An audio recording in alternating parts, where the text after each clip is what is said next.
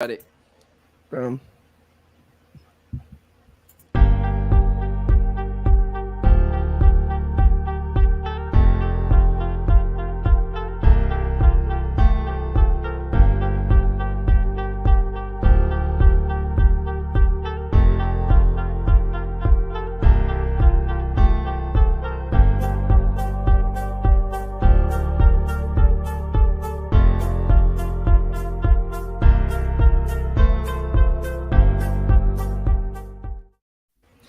Hello, everybody. It is December 24th, 2022, Christmas Eve, and we are live. It is the first ever Wrestling Republic daily broadcast.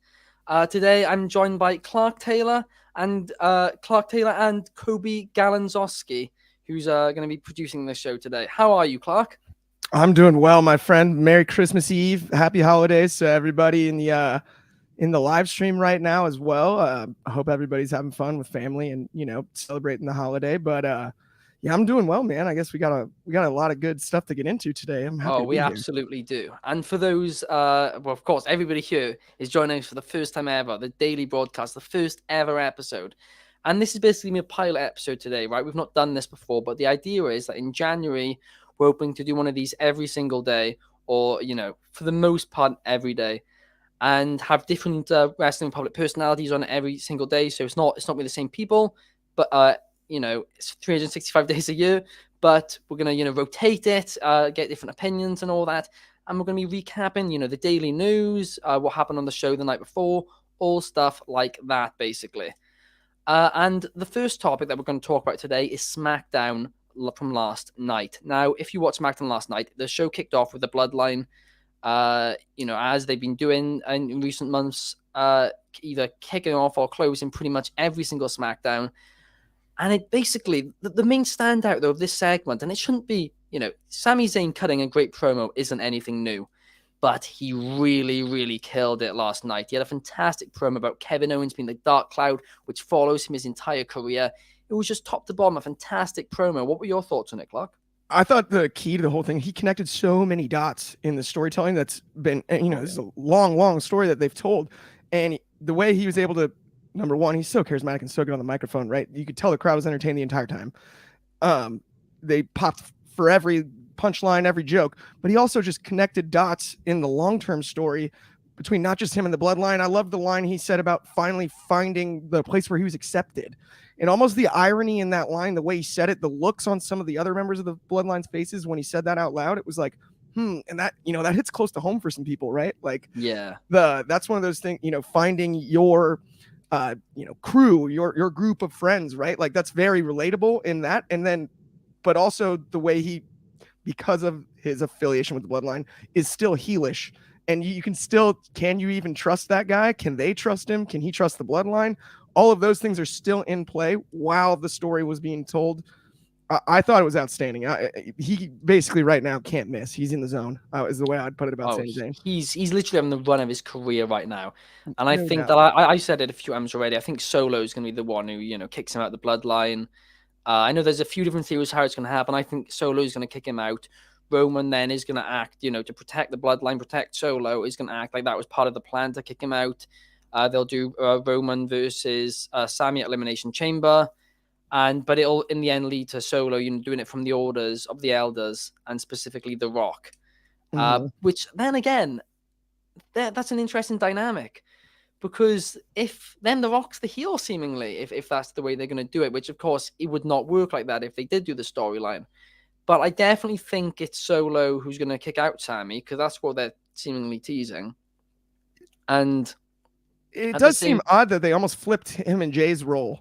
Yeah, like it was so obviously Jay for so long, and then they kind of then he started hanging out with Solo, and it was like, oh, they're getting along great. And those entrances on when Solo wrestled on Raw last week or 2 weeks ago, I want to say now, and the entrance with just him and Sami was hysterical. Sami all pumped up and Solo dead serious, just stomping down the middle of the aisle. It was great.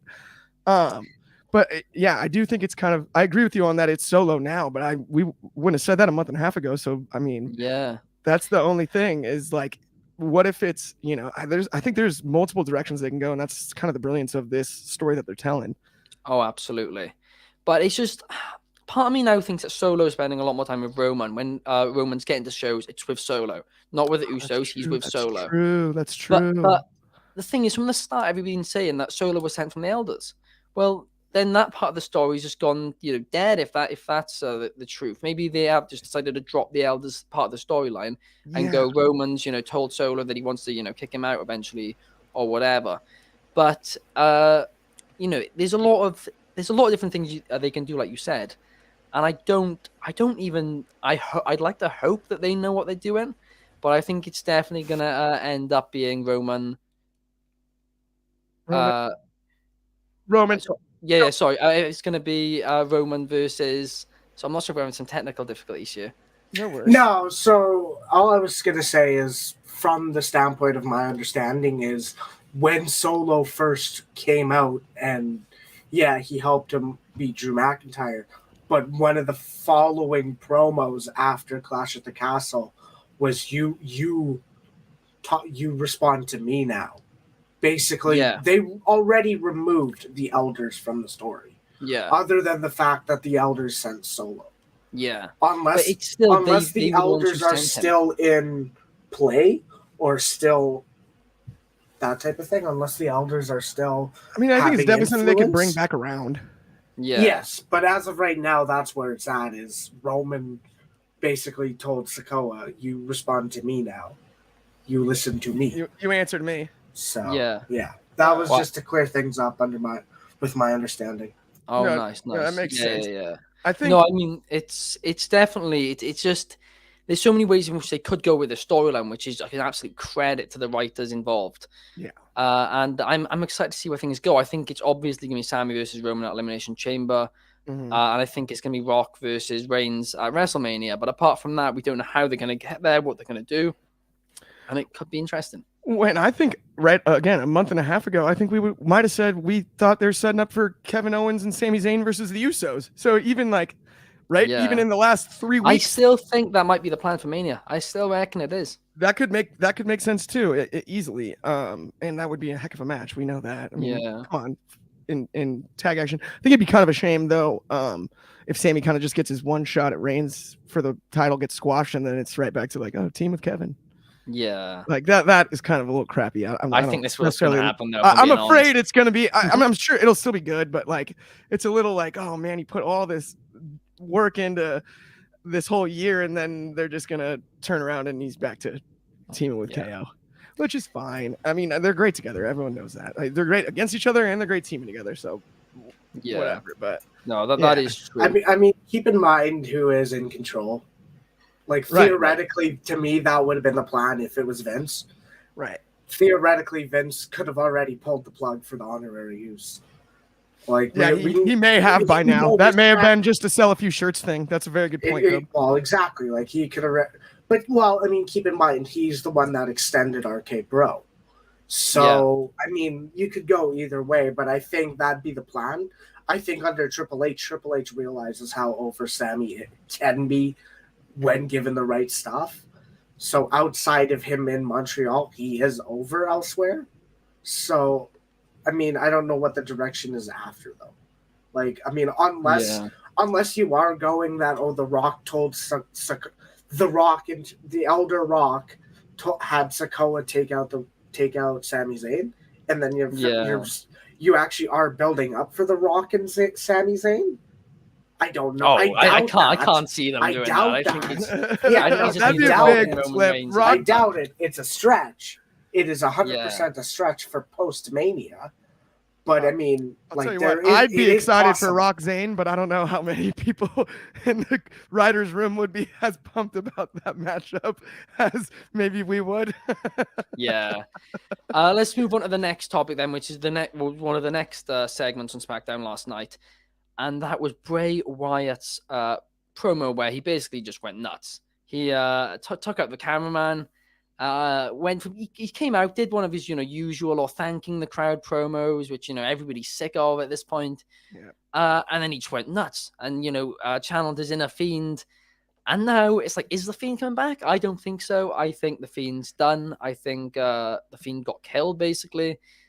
But is there going to be a new character that Bray Wyatt's going to introduce, or will it just be Bray Wyatt acting like the Fiend. There's so many different ways they could go about it. But do you have any predictions, Clark? So I thought the most fascinating thing was that he used the mandible claw. I didn't know that if they were going to go Fiend or not. Well, if he went back to the Fiend, obviously he'd use the mandible claw, but I didn't think that'd be a move we'd see him employ not behind the Fiend mask, right? It's not like he used that even as Swamp Leader Wyatt, right? That was a Fiend specific move. I thought that was, not unintentional for sure, right? There's a reason that he used that one on the cameraman in particular. Prediction wise, if there's some sort of tie between Uncle Howdy and the Fiend, if there's some sort of tie, I mean, he's clearly, right, like you said, he lost his mind. I don't know though. What I haven't figured out yet is it like, because before there was always this sort of layer of, is the Fiend controlling Bray Wyatt? Is it an alter ego? Is it supernatural? What exactly is the deal there? And I think if they can just connect that, so if he's answering to Uncle Howdy instead of the Fiend now, like another entity, a Y would be awesome. Yeah, I would be all over a Y. Why him now and not him per se? Right? I know when we were watching it last night, you guys suggested that perhaps Uncle Howdy was possessing Bray. I'm praying that's not the case. I'm too. I hate it when they get all supernatural. I've never liked it. Suspending disbelief is one thing, right? Mm-hmm. Like, okay, the Alexa stuff, you can be like, well, maybe, Alexa's already got to deal with Bray or Uncle Howdy or whatever. And now she's just, faking it every time she sees the graphic. Like stuff like that, where it's like, okay, you're suspending disbelief. There is an explanation for it. But if it's actually possessing something, that was when I lost it the last time, and I'll lose it again this time if that is the outcome. It doesn't make any sense to me. I don't mind like a tinge of like dust on it or whatever. Like I did dig Undertaker and Kane making fire come out of the ring posts, like, and things like that. Like, but I agree with you on when they go too supernatural and you're like, come on, man. I like, this is you've gone over. If it's just kind of almost teased, vague, like, hey, they're gnarlier than just a guy, just a wrestler, right? Like, yeah, I don't mind that. But when it's like, yeah, they can, they're throwing the lightning like the Emperor Palpatine in the Star Wars out of their hands, like, that's a bit much for me. That's when I don't need that. That's when I lost the Fiend last time. I know there was, some people are saying that was Vince's ideas to do, the real supernatural stuff, whereas other people are saying it was Bray. And I mean, Bray's got more creative freedom than he had before, right? So we'll soon see which side of things that Bray does really sit on and believes. Yeah, that's the thing. We are really seeing Bray in his, I don't want to say his natural form, but this is Bray almost unfiltered, because he's working with Triple H instead of working in partnership with, like, there was a clear Vince McMahon and Bray, like, at odds almost at all times. Yeah. The only thing Vince probably liked about Bray is because Bray moved merch at the end of the day. But I think Triple H is there saying, hey, let's do this together instead of in spite of each other type of thing. Yeah. But no, absolutely, yeah. I mean, it's definitely a different dynamic now with Triple H and Bray over Bray and Vince, because they hated working with each other towards the end of their run. But the next part of SmackDown that I want to talk about was the Gauntlet match. And straight up, I'm never a fan of Gauntlet matches because they can only ever make one person look good. We had an outstanding convo about that. Not to cut you off, Ben, last night, but during the match, you and I had a great conversation about it. So I was like, I'm really glad you brought it up. Yeah, it was just, it was just completely. It just frustrates me, right? Because at the best case scenario, you have somebody in from the start or near the start who then goes ages. They then lose, so they look fine. They still look great. Mm-hmm. And then the winner also looks good. So best case scenario, you have 2 people looking good and 4 to 5 people looking shit. And the reality of the one last night was that everybody, apart from Xia Li and Raquel Gonzalez or Rodriguez now, looked completely shit. Tegan Knox, who, only debuted a couple of weeks ago, and this is the same with a lot of these returns. They come in and just get booked awfully. And it's like, well, they're disappointed with how they're performing. Well, you're booking them awful. Well, what do you expect? Yeah. It really frustrated me, the Tegan Knox thing last night. And then Shayna Baszler as well got completely buried when she came out, and blew my mind. 30 seconds. She came out, I went to the toilet. By the time I got to the toilet, I saw a notification on my phone that she lost. It was crazy. And I thought, like, when she started ripping the arm brace off, I'm like, okay, now here we go. This is cool. They're going to tell this. She's going to injure her maybe, and then maybe we get Shayna Ronda, or probably not, but she's going to further damage that arm. And then it was like, nope, rolled up right away. As soon as the brace comes off, she didn't even get a shot in on the injured arm once the brace was off. Yeah. She just took the brace off. Like, she didn't even kick the elbow or anything. Like, there was no armbar, no nothing. Like, just let's get this brace off and then she can roll me up. Yeah. No, it was truly, it really frustrated me, right? And the SmackDown Women's division is honestly stacked right now. And yet, despite the fact that it's stacked with talent, it's been booked awfully. It's not as good as the Raw's Women's division, in fairness, right? But once Charlotte comes back, if she is on SmackDown, I think it well and truly would be at that point. But Ronda's had an awful reign so far. The booking of it's been awful. And it's just like, I'm just not excited for it anymore, which is really a real pity, because Liv Morgan, at the start, when she won the title earlier this year, brought some real excitement to the SmackDown Women's division at that point, because it was at that point a bit stale. And despite the fact they brought back Emma, Tegan Knox, called up Xia Li properly, it's honestly a really good division now. But despite all of this, we've got Scarlett Bordeaux back as well, if she is going to be wrestling now, like they teased last night. But despite the fact they have all these names, what are they doing with them? Nothing. It's almost AEW levels of frustration when it comes to women's booking. It's interesting too, because I'm like, how do you mess up Ronda Rousey? She's a complete steamroller. Yeah. I mean, why isn't she breaking an arm a week? Because you don't have enough arms, I guess. But still, like, just you don't have enough arms, and see, this is the thing: is I went out of Extreme Rules openly saying I am more interested in Liv Morgan's direction than seeing Ronda with the title, and I think a lot of fans agree with that. Because we kind of know what the direction is Ronda's going to hold it until WrestleMania because of Becky Lynch. They're going to get that match over with, and I think Ronda's done with the company after that. But I'm looking at it and I'm saying I was more interested in seeing Liv either go crazy, and she did with her Sonya rivalry. That should have been a title rivalry at the end of the day. And I'm saying this is Shayna Baszler was challenged by Ronda Rousey in a way to find that monster again. That monster should have came back and bit Ronda in the ass. Ronda should have been attacked. Liv Morgan should have got scathed and got the victory. Then you separate the angles to Ronda and Shayna, and then Liv and whoever. Yeah. Liv going crazy was more entertaining than Ronda Rousey having an open challenge and have Emma re-debut and look shit against her. It's true. Like the Liv going crazy storyline was, something which a lot of people were excited for when it happened. Mm-hmm. And it resulted in it just didn't really result in anything. They just kind of abandoned it. It was almost Vince-esque. Odd. It was odd. Yeah. Although I will say this, the Emma slap on Scarlett last night was so snug. That was excellent. That was the best thing Emma's done since she's been back. And I mean that like in a good way though. Like I was like immediately all of a sudden going like, wait a minute. Like, are we going to get Moss and Emma versus Cross and Scarlett? That might be a cool little, right? You can do the men and the men, the women and the women, the tag. I dig it. You got 3 right there. And that slap was no joke. She laid that thing in. You could hear it.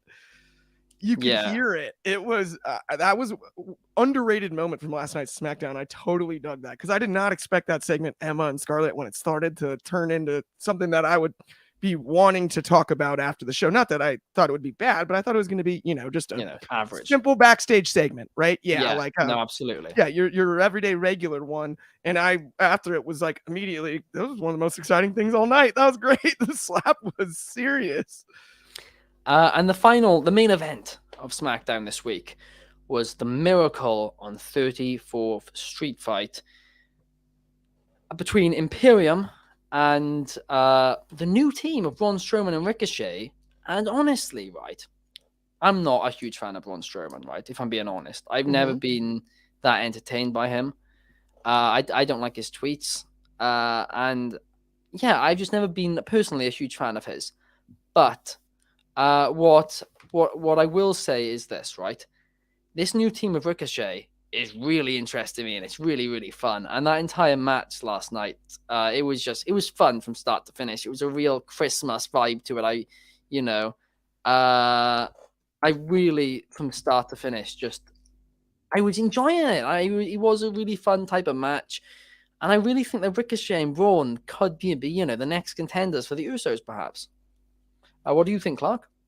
Okay, this cracks me up because I hold some similar opinions about I didn't really necessarily like Strowman making fun of flippy wrestlers, and I think the irony of him teaming with Ricochet is not lost on me. It's funny, but I agree. I think the work's great. It makes me laugh. One of the first things I thought of when they started teaming together, I'm like, first of all, the chemistry. How's that possible? They work well as a tag. They've got tandem offense. They've got, you know what I mean? It makes sense. And all I could think was like, was it Nathan? He won the tag belts with back in the day. I'm like, why didn't you throw Ricochet on there then? They should have been doing this a long time ago. Right? Poor kid. I mean, yeah, it was cool. They had the 12-year-old kid win the belt. How old must he be now? Maybe he's old enough. He must be, nearly getting ready to be ready. They got to be setting up him and Ricochet. I mean, if was he actually was he 12? Nicholas? Oh yeah, was it Nicholas? Nicholas, yeah, he was. Okay, so it was WrestleMania 34. And you got to think it's been 4 years. I swear. So he'd be 16. Okay. I swear he was 14, wasn't he? This is kind of random, but in all seriousness, do you think they went like with Nicholas instead of like Nick, just to make him sound more like a kid? Like he probably goes 100%. By Nick in real life, and they were like, "No, go with Nicholas. It sounds like more childish." I can't wait for his return. Him and Braun better win the titles again. Yes. Right? No, it's got to be him and Ricochet. I'm okay with Braun winning again. Yes. They got to set up him and Ricochet first, though. Oh, yeah. You took my partner. It'd be great. Ricochet heel turn. Long-term storytelling at its finest. But no, I think this Braun and Ricochet stuff, I think he was the youngest champion at 10 years old. 10? Oh, he's 10. Okay. So he's younger than I thought. It would have been. So he'd be 14, maybe. So we're going to have a 9-year-old to break the record? I was training at 14, very briefly, but I technically was. But, I mean, is John Cone even still in the WWE? Who? John Cone? No, didn't he leave with the Pat Buck group? I don't know. I'm not sure. There's been so much turnover, I can't keep tabs anymore. I used to be better in the company. I don't know. I'll see random people and be like, "Oh, they're back," and I watch like a lot. Yeah. No, I mean backstage at this point, I honestly, I'm forgetting. I can't even keep track of the producers, and especially with AEW too. AEW's producer list, I swear it changes like every other week. It's absolutely. It is absolutely crazy, but yeah, just trying out new ones. Hey, do you want to produce this week? Like, it feels like that. It feels like that's what AEW. I mean, according to Wikipedia, they've got like a sign-up sheet on the door of the locker room when you get there. Like, who wants to produce tonight?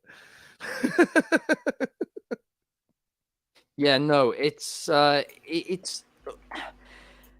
is getting more and more confusing now. But who is producing what? But SmackDown last night, regardless, was a really, really good show. I thought, well, not really, really good show, but an enjoyable show. It was a taped show, so I went in with low expectations, and it, because I'm never really a fan of taped shows, but I thought it did really well last night overall, and I thought it was a really good episode. Now, of course, it's Christmas, right? And SmackDown last night, especially the street fight, was a really, really enjoyable. A segment, episode in general that was, it really got you in the Christmas mood. But I now want to go into a bit more of a serious topic. And it does link to SmackDown, right? Because last night, there was a package for Lacey Evans' return next week on SmackDown. And in case you guys haven't seen what's going on with Lacey Evans this week, she basically reposted on her Instagram story a clip basically saying that autism didn't exist 100 years ago. And the reason it exists now is because of all processed foods and all that. And let's just quickly ignore the fact that Lacey Evans has done campaigns, promoting processed foods in the past. And let's just focus on it here for a second, right? That comment is just an absolute joke off the bat, right? People know that I'm personally autistic. It's ridiculously offensive. All the awareness, the stuff, we try and do for it. And then, a celebrity with the reach that Lacey Evans has puts up, repost something like that. And it's like, just how dumb do you have to be brutally honest with you? Like, do any research and you can see, the reason. Well, firstly, it did exist, 100 years ago. It was just less, it just wasn't a diagnosis. And secondly, there was another word for it, which is now the R slur. And that was, what was used for it. And it was, really harmful. A lot of people, it was, a tough time for a lot of people. And now there's more awareness about stuff. There's more help you can get. And that's, it's a great thing. And then you just have absolute idiots like Lacey Evans going on to, Instagram and reposting these conspiracy theory BS. And what really frustrated me about this, right? Mandy Rose got fired a couple of days before this for showing a nipple on OnlyFans or whatever it is, or her platform, whatever it is, right? And it's like, okay, that upsets the sponsors. You gave her the option and she was like, no, I want to carry on doing this. You're like, okay, bye. How on earth is that upsetting the sponsors when somebody's spreading fake news and on their story? How isn't that upsetting the sponsors then, right? And I'm not saying this to try and, get Lacey Evans cancelled here. It's very simple. All she needs to do is, come out, say she was, wrong or whatever and move on. But the fact that WWE are pretending that this didn't happen and are continuing with the storyline is really pissing me off, if I'm being completely honest. It was a beyond dumb comment, especially considering she's advertised processed foods before. She's just a complete... I lost all respect for Lacey Evans. And maybe you can say, oh, she was trying to be a heel. It's not. She was not trying to be a heel. She meant what she posted, and it's once again now. It's like the vaccine thing about that there was a study years ago that linked autism to vaccines, and it was just a complete. It was the most ridiculous study ever done because it was like 10 people who were chosen. And they were like, are you vaccinated? Yes. And then they chose them. It was just, and the guy lost his career got ended because he put out the survey. But the harm that did for a decade plus, people didn't get their kids, a lot of people didn't get their kids vaccinated because of it. And now Lacey Evans is, trying to spread some more, propaganda about all this. It's to do with, processed foods causing it. It's just, it really, really does frustrate me. And I know, Clark, we spoke about this yesterday as well, and how frustrating it is.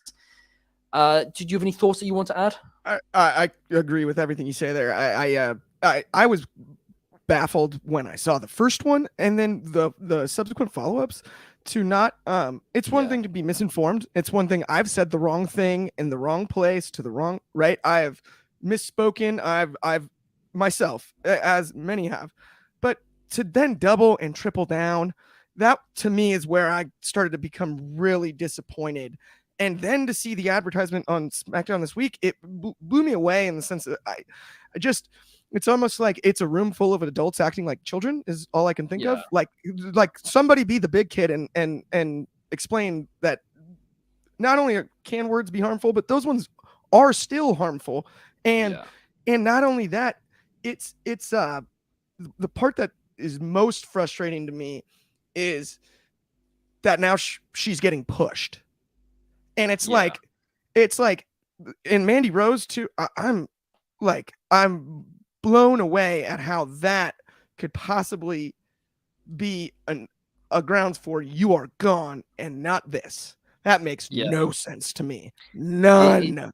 It's ridiculous. As I said a minute ago, I'm not calling Kurt for Lacey Evans to be fired. I'm not at all. But all she needs to do is she just needs to say, I was wrong, blah, blah, blah. If she doesn't say I was wrong, then fire her. Because if I'm being completely honest, And that's worse than what Mandy Rose just did. If I was a investor, or sponsor with WWE right now, I'd be furious. Like, how on earth are you pushing somebody? You're spreading, this propaganda online, completely false, which is causing harm. How are you doing that? I But mean, you know what? there's Maybe I'll buy some stock in WWE just to Yeah. complain to WWE Just to about complain. it. Maybe that's the way. Maybe that's the only way to go about it at this point, because Well, it was an absolute joke. That's like, I think it's almost comparable to like Kyrie Irving in the NBA recently, what he had Yeah. said, his anti-Semitic tweets, and the league and the team both punished him. Where is the WWE on this one with Lacey there? Right now, he didn't get cut, he got suspended, but something, Yeah, right? I know And exactly. he had to He got make sent on statements a something. yeah. He got There's- sent on yeah. what was it? He got sent on.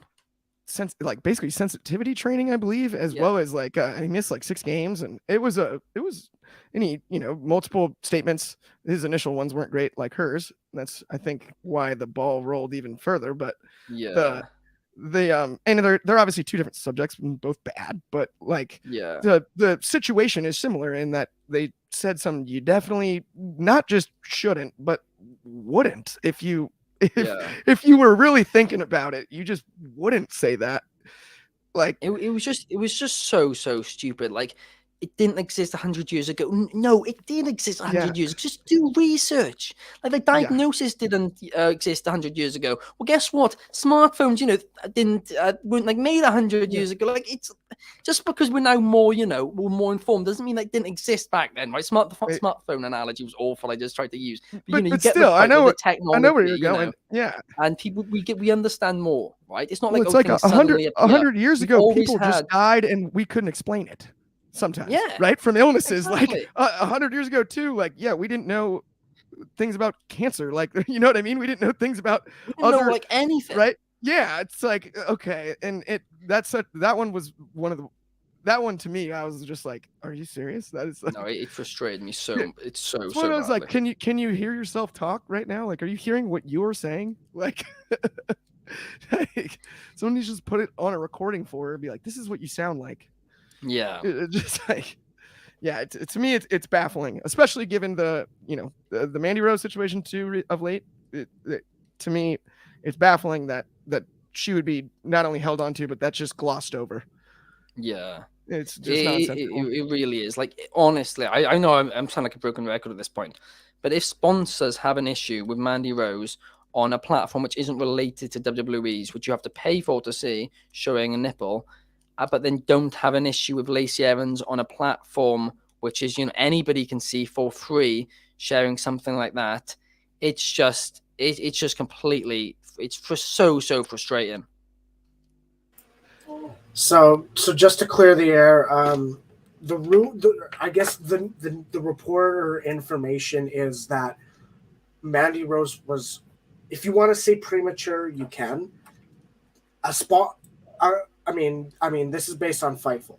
A sponsor never was mentioned or said to have gotten mad gotten. That was why that they have the issue. They have the issue because they have the issue because they have an issue because a sponsor could bring it up to them. That's the point. And theoretically, that is smart.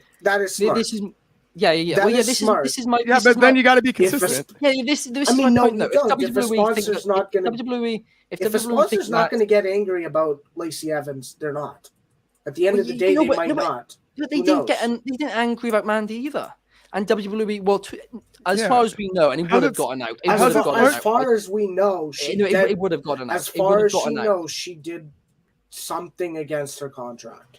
Yeah, no. So what happened was WWE were concerned that. Well, no. What happened was WWE were concerned. Firstly, whatever. There's not a clause in there which says they can't do,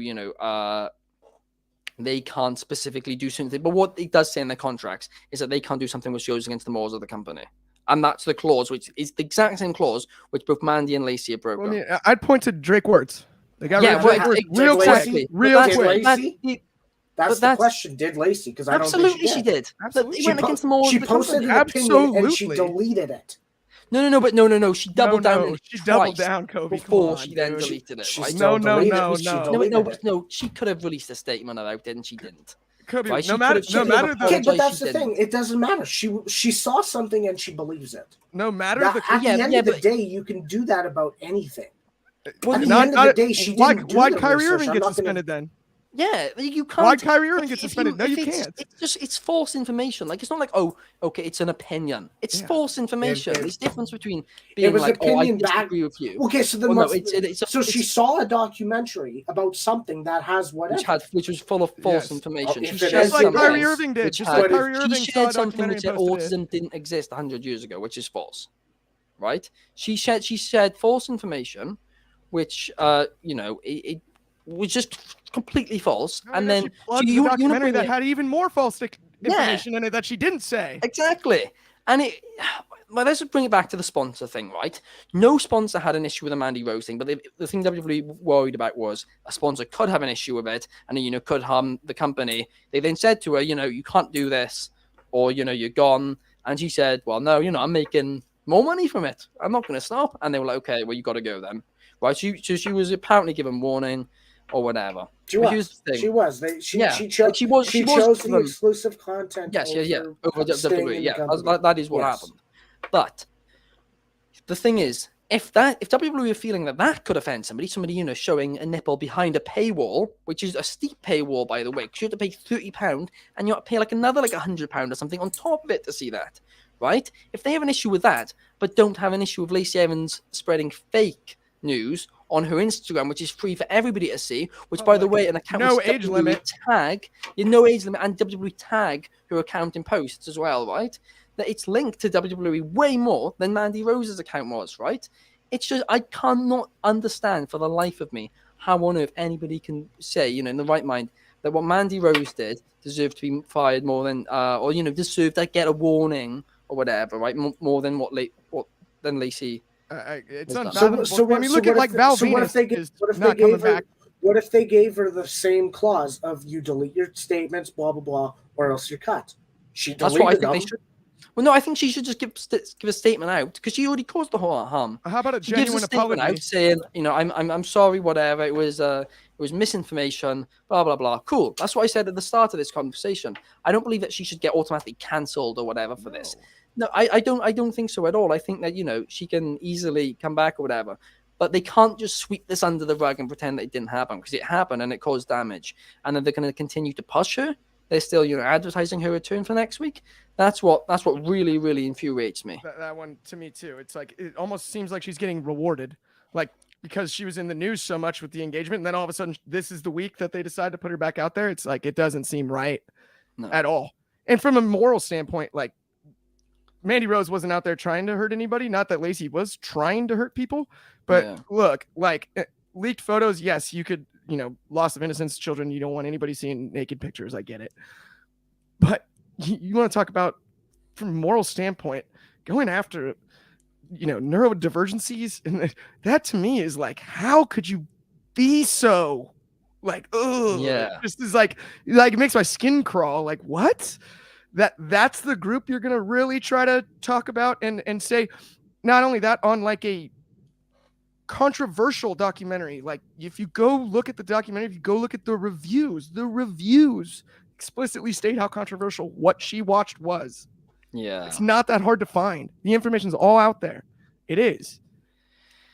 It's truly, truly infuriating. And I don't, lose my temper very much, but on this subject, it really does piss me off because just be consistent with it, right? You can't release Mandy Rose for breaking, one clause and then do so, and then be worried that sponsors will get annoyed and then give her a warning. And then, then she said no, and then all that, right? But you can't give Mandy Rose a warning because you think the sponsors might be upset and then not give Lacey Evans the same warning. You just can't do it, right? It really, really did frustrate me seeing that this week.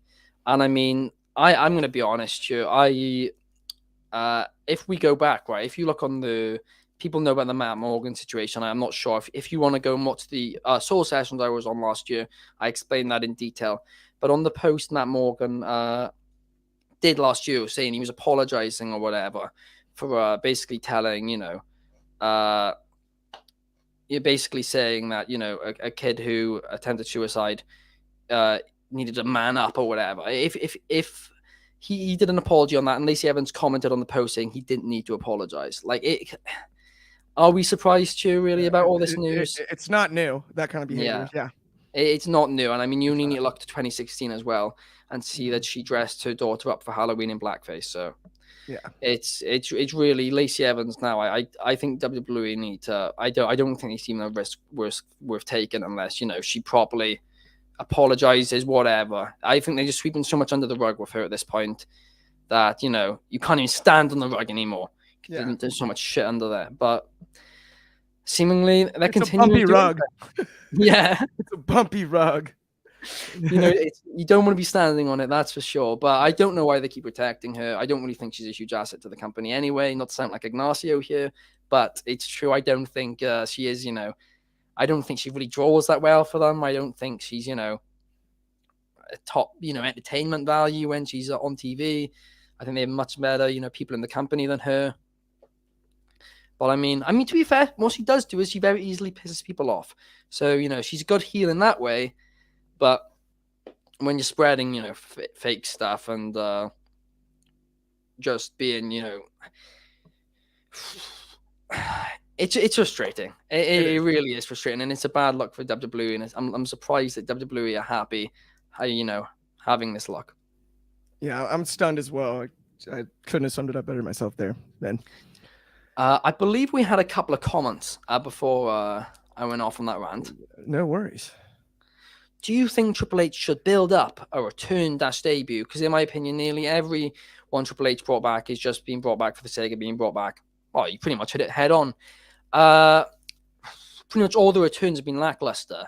And I don't even think, right, it's fair to blame the talent at all. Because I think the bookings have been, apart from maybe Bray Wyatt, well, Bray Wyatt's booking's been slow and, you know, what, tedious or whatever. But there's clearly a plan in place. But for all the other ones, this doesn't really seem to be a plan. It's bringing people back for the sake of it to, you know, fill spots on the roster. Because in fairness, it was down to the bare bones. So they needed to, you know, add some meat to the roster.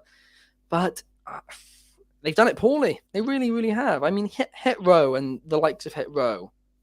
I'm like, okay, they don't really need some big build around them or whatever. They're just there to be bodies or whatever. But the likes of Johnny Gargano, what's he done since he's been back? He's helped Dexter Lumis basically get over in his storyline with The Miz. It's really, really, really disappointing. And if it was Vince McMahon booking this, people would criticize Triple H, or would criticize Vince McMahon for booking Gargano the way that Triple H has booked him since coming there, because he's basically turned Gargano into a manager, more or less, right? Yeah. He's basically done what Vince was going to do. I totally agree. I think it's interesting. We haven't seen any of these returns like where they've had some like a vignette or like series of vignettes. More mystery, right? Like even the, not to harken back to Lacey Evans, but right, they basically just told us like, hey, Lacey's coming back last night in that vignette, right? Like there was no mystery, there was no like, oh, and Johnny Gargano just showed up, Hit Row just showed up. There was no like but like not necessarily that you have to mystery build all of them, but you know what I mean? Builds like the Jericho countdown is iconic. Exactly. You know, things like that, and tools that they can use to create excitement around a return, I think it'd be nice to see a little bit more of that. No, I 100% agree. And just, you know, have a plan for them once you brought them in. Don't just bring them in and be like, what do we do now? Yeah. I mean, you can wrestle him this week. Yeah. Like, I mean, Damage Control. I know, you know, you're not a fan of them, of their booking. Well, I'm a huge fan of all three individually. I just don't know why. Like my favorite quote of yours is, "What damage are they controlling?" Yes, I want to know what damage are they controlling. Like, and I don't understand why Io Sky and Dakota Kai, given their caliber of as competitors in NXT and given their call up, why they would just listen to Bayley. Right? Like the bloodline, it makes sense why they listen to Roman Reigns. Yeah. Right? It's explained. He's the head of the table, the tribal chief. He's the, you know, all of that.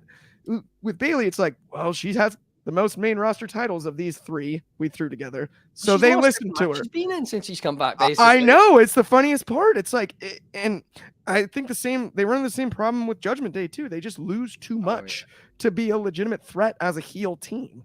Something interesting about Judgment Day was the other day I met up with a friend of mine who very rarely like watches wrestling anymore. I used to be a huge wrestling fan back in the day. Mhm. And he was saying to me, "Oh, I saw, this really cool faction which Finn Balor's in the other day. The Judgment Day. Like this Damian Priest guy and this Rhea Ripley and Dominic Mysterio. They look great. This is the best thing I've seen in WWE in ages." So from the outside perspective of somebody not watching WWE regularly, it looks great to them, Judgment Day. But for actual wrestling fans, the booking's not been great. Yeah, So it's like that's potential wasted. And I think the trouble for me, like at least in Judgment Day, it does seem like Ripley has been booked as strong enough that she, to me, comes across as a legitimate threatening heel. But and even Priest a couple weeks ago when they had him looking strong, but then they lose the match, and it's like, okay, I don't know. It's hard. That's a tough one. Yeah, but to get back to the question, basically you hit it bang on, as I said, as soon as I read it. And also Andrew Guernsey, first time live chatter, long time listener. You guys are great. Keep it up. Thank you very much. Shout out that is the iconic Guernsey, the famous Guernsey. Monster shout out Andrew Guernsey. I think Nick Open might be listening too. We'll shout him out as well. Nice. Those are a couple of my college buddies. We also had Sam Ireland's on there too. Let's go, Sammy. That's Mark left. I guess I have yet to say anything, but yeah, that's my thing. You don't have to build up everyone, but there was vignettes for Lacey Evans instead of just the one mission commencing one from last night. There were, but I think there's certain ones where it's like, yeah, it makes sense to do a vignette about him, or the shock is worth it. But even then, like the only kind of shock that made sense was, actually seeing Bray Wyatt return, and then Braun Strowman, which theoretically he's. Oh yeah, exactly. The Bray Wyatt return was phenomenal. Like it's a moment of the year. Yeah. It's a massive moment, and it's going to be a return that is remembered for years, of course.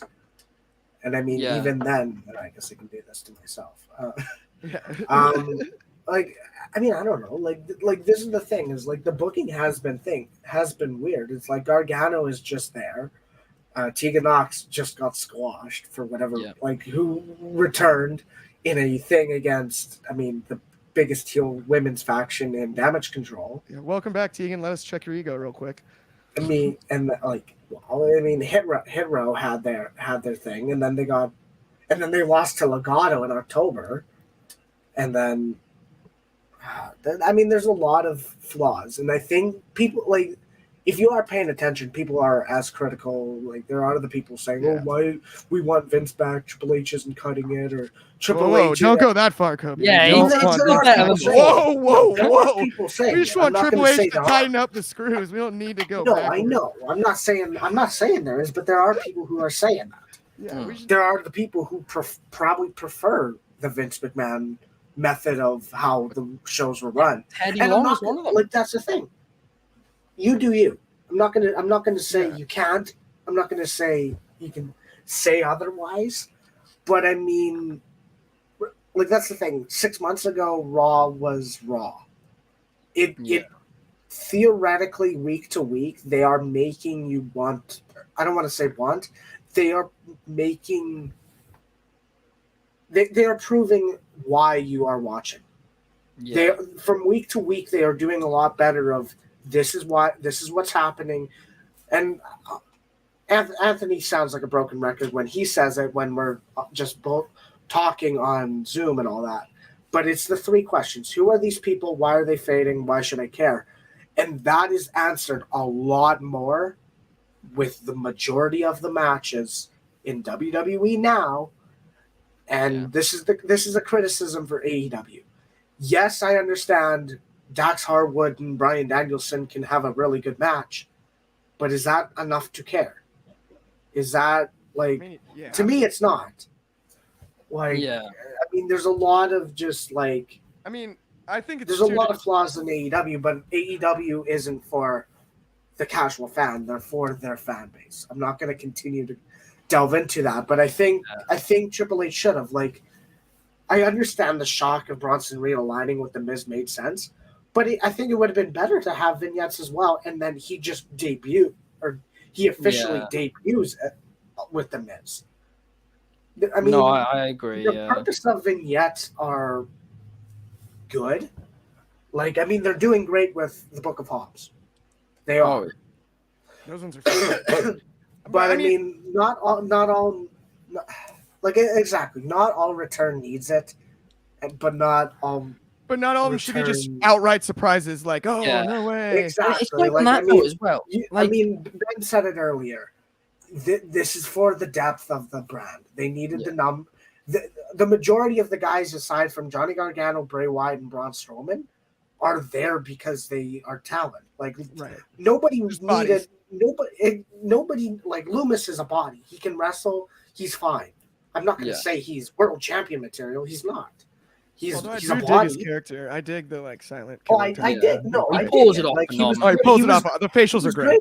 Yeah, that's the thing. He was Slash great lack in of NXT. facials, but like in a good way. Yeah. Oh, 100%. But like that's the thing. Dexter Loomis is a body. I don't know who else has been a return. I guess Bronson Reed's a body. You can push him. He's We're not actually just a body. forgetting He's about a the amount of big returns body. happening. This is how, like, we've forgotten like a few returns here. That's how like forgettable some of these things are, right? Actually, I do like the Legato debut though. The Legato debut with Zelina Vega's return, I actually do like that one. I don't know why they would target Hit Row, but I actually do like it because I like the new dynamic of Legato. Yeah, I think Zelina is a way better fit for them, but I still think that they should have, once they debut, done some promo packages explaining who they are. Yeah. Well, they were doing promos for Legato. They did like 1 week or something. But like, they didn't do a proper they've done build-up, did they?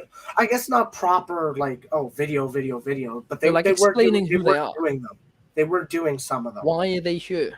Like, Yeah. stuff Okay, like we got Taylor said. Yeah, Taylor. Their dog Hogan really loves listening to your channel. Keep it up. I know Taylor. Thank you.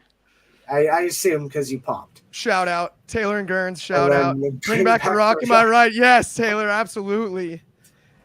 Well, maybe we'll see Mania. Yep, in April. April. But the last thing I want to talk about today, right, Yeah. is the Wrestling Public Awards, which are currently going on. The first two categories have come out, and the first one was Breakout Star of the Year. And this one was actually originally a tie between Roxanne Perez and The Acclaimed. The Acclaimed end up winning upon the revote that we did. And the way a couple of people have been asking how these awards decided, it's very simply 17 of the top contributors for Wrestling Republic, which is us three are included in that, did a vote. We had to give our reasons for each and all that. And the contributors are from around the world, so it's a very diverse group of people who are voting. And yeah, we came up with these results. And The Acclaimed won the Breakout Star of the Year. Shout out to Anthony Bowens as well for commenting on the post. Scissor. Yeah, I think they were real deserving winner. Neither of the ones which have actually come out today. Neither of the two awards which have come out so far are actually the ones that I voted for personally. But I think that both of them are, great winners. I think they're, I think that the way we did the vote, I think worked really, really well. And, gave it to, there's obviously going to be personal biases, obviously. You can't get rid of them. But putting 17, top contributors together in a way that, we did, I feel like, it puts, levels out the biases enough to be like, it's fair. And I think that The Acclaim being the Breakout Star of the Year is a great decision. And I also think that Mandy Rose being the most improved is also a great thing because she really has improved this year. And it's a pity now we're probably not going to see much more of her in wrestling for the time being. It is. But she's improved leaps and bounds this year, or at least shown, her talents improved. And she had a fantastic NXT title run. I thought both winners were totally deserving. Like, and actually, ironically, I voted for both. But like Mandy, I thought deserved it, no doubt. And it's an odd situation with her no longer being employed, but by WWE. But the to me, it was one of the more no-brainer votes in any category because I mean, she was leaps and bounds this year. became like a legitimate carry the women's title and NXT champion that I could see, having a long run on the main roster. And then now, obviously, we know that's probably not going to be soon. But I still think, given how much she improved, that's in the future. Why not? And then on the other one, the Acclaimed. I mean, I love them in general. I'm a hip hop fan myself, so I love the entrance period. I like them, since last year watching them in AEW. The match at All Out this year, I was there. Oh yeah, crowd was electric. They were the most over act in that building. I'm telling you right now, they were, and that includes a lot of big names on that show. And then to follow it up with the title win to cap off the year, everything they've done with Billy Gunn, the Scissor Me tagline, the phrase, and everything, they broke out as much as you can, by definition, break out in a single year. Before All Out, I was criticizing that tag match, them being the ones, getting the title shot. I was criticizing that tag match, and I was wrong. I was completely wrong. I was like, they're not, they claim they're a good act, but they're not, pay-per-view material. That's what I was basically thinking. And as soon as that match started and that crowd was that hot for it, I was like, shit, I was wrong. Yeah. And I was really wrong. And they became stars. I always thought that they'd be, good mid-card act or whatever, but I didn't think they'd become top stars, and they truly have done this year. They've really, really impressed me. And Jack Island here saying, how many guest appearances are too many? Loves to see new faces, but takes away from all the great talent currently in wrestling. I'm going to be honest. I'm going to be honest here. I don't think we've reached that point yet where there's too many, because Logan Paul, I thought, if we had quite a few, if we had Logan Paul, Bad Bunny, all these people on the same card, that's one thing, right? But we haven't really, and Logan Paul really has impressed me. In his time in WWE so far, he's done big numbers. Bad Bunny did well as well. I don't have the same issue that I had with guest appearances. Like the issue I had with them in the late 2000s, early 2010s, they were coming in, they wouldn't be giving a shit about the wrestling, and it was taken away from the wrestling. But now they're coming in and they're doing the work. They're really, putting in the work into each of their, before they go out in the ring and all this. They really care for the product, and they're also bringing new eyes to it. So I'm going to be completely honest here and say, at least in WWE's perspective, and to be honest, I think in AW's too, maybe not Action Bronson, but apart from that, Tyson Fury and Cain Velasquez are the only two real negative examples I can think of in the last few years, and even then, they still were enough of draws. Like that's okay. I'll put it back on me. Even then, like Cain Velasquez came in injured. That's why his match was they did it for the pop, which okay, whatever, they did it. I was fine with it. But for them to say, oh yeah, he was injured, coming into the match injured, couldn't do it fully, you would have been better off having Kane say, I'm not going to do it, and then say, oh, winner of Tyson Fury and Braun Strowman goes to face him in the main event. Yeah, like you could have easily did that for whatever. I thought Tyson Fury was fine. Like, am I desiring to see him in the ring again? No.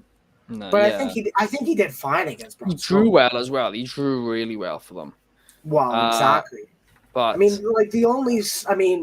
Johnny Knoxville was entertaining as hell. I loved Knoxville and Sammy was one of my favorites. That was excellent. Oh, exactly. That's one of the most entertaining matches of the year. Funny. Yeah. And that's the thing. I said it for full gear. Aside from the main event, my favorite match of that show was the Jeff Jarrett and Jay Lethal versus Sting and Darby. It was just a fun, entertaining match. And I think, that's away from the celebrities, but if guest appearances are taking away from the product, that's when they're too many. Yeah. I was going to say, one of the stages of the year where they're ramming them down our throat and it's a Raw Legends night and there's a celebrity on each fucking segment. Celebrity host every week and stuff like they used to do. Oh yeah. My gosh, that was the worst. That was just as bad. Yeah, the Raw hosts. I was just going to say though, on the Sami Zayn and Knoxville match though, the save of the year is on the mousetrap botch. Knoxville saved that, dude. Like, it was not looking good there, and he totally pulled it and fixed it, and it didn't look perfect, but that did crack me up. It was a pretty heads up move by Knoxville. I got to give him credit in that one. for a celebrity to have the Well, wherewithal to be like, oh no, this isn't gonna he work. He would know how to do it because he probably Of all guys, he probably yeah. already used that stunt before. Yeah, To be Knoxville fair, can so he if anyone probably can work knew a the booby material. trap, it's Johnny He Knoxville. probably knew the rig. Would be like, okay, where Yeah. could this go Sure. wrong? And this is what No, happened. yeah, absolutely. I mean, it was that was a fun one. I mean, WrestleMania actually, in fairness, going into WrestleMania, I did think to myself, maybe there are too Underwhelming? many celebrity, involvements. There was Logan Paul and Johnny Knoxville, but I think they both pulled it off And really Pat well. McAfee. Yeah, yeah, but he's kind of in the business of this. He's Yeah, in the now that he's business a now, but I commentator. mean, he's still technically a celebrity taking a spot. Yes. Yeah. But yeah, exactly. Like theoretically, Pat Can you McAfee. believe Vince Pat McMahon McAfee wrestled and at this year's WrestleMania and retired too? Sorry, I didn't want to open up No, a can it of is worms, crazy. but still, Well, like how? Vince even McMahon then, wrestling I didn't just saw make a the post top today. moments of the year. I just want to put that out there. That's That how is- many top moments there How have many been. moments? I saw this post like last night, and it was just like these 4 wrestled this year, and it was Vince McMahon, Ric Flair, Ricky Steamboat, and there was Should be one Stone more. Cold.